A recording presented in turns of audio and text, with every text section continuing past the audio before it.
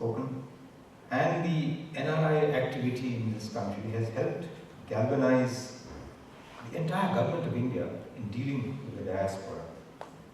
Earlier, there were occasions when we, in the External Affairs Ministry, who have, by the nature of our work, had to deal with our diaspora since we came into existence, often were a lone voice in the annals of the government in India. So I'm absolutely delighted that we now have a united focus within the entire government on the diaspora, led by the Prime Minister himself. And it is entirely appropriate that the External Affairs Minister of India is also the Minister for Overseas Indian Affairs. Well, ladies and gentlemen, the diaspora has remained linked to India and contributed to India's growth through remittances, through the globalization process, through building networks that India could bank on, and through becoming high achievers in their own host societies. 30 years ago, Prime Minister of India, when asked about what we were doing to stop the brain drain, said, "I don't believe in the brain drain. Indians who go abroad will be our brain bank, and they will come back one day."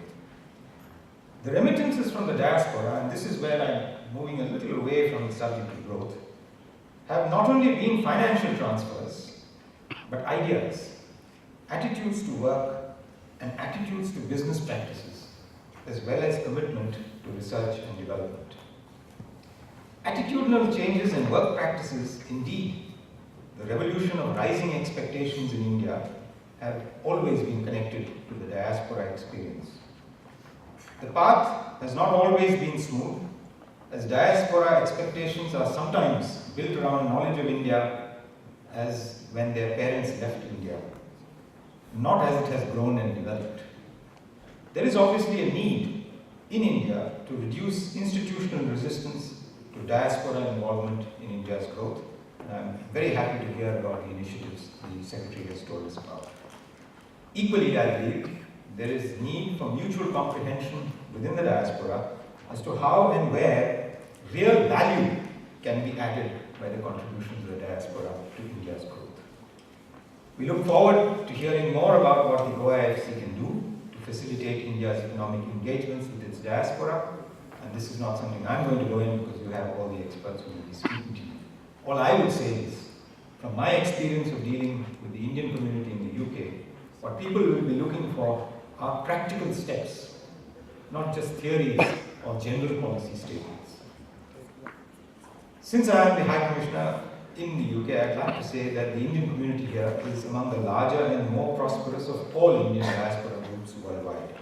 It has played a significant role in two-way trade, investment, tourism, scientific and technical collaboration. And UK is today the third largest investor in India and accounts for 10% of all investments into India since 2000.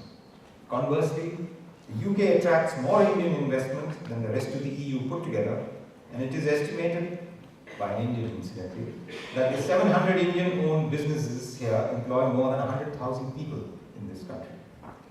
A substantial element in this two-way flow of investment has been that of diaspora-linked companies, or companies whose diaspora linkages give them greater knowledge of India and greater propensity to invest.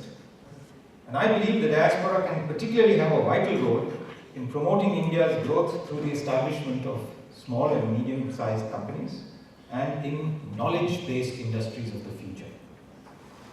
We are very happy that during his visit to India recently, Business Secretary Vince Cable highlighted investments in the auto sector, health products and high technology. The Deputy Prime Minister, Mr. Nick Clegg, who was in India in August, spoke of aviation, education and advanced manufacturing. As the first high-level interlocutors from the new government, I hope the secretaries who are here with us today and our minister tomorrow will come forward with new suggestions to match those initiatives. I look forward to hearing more of the deliberations about this conference, which I believe would assist our two governments in taking what I described as practical steps for the future. We're grateful to the CII, the UK IEC, and the others who have helped us organize this event. Thank you very much.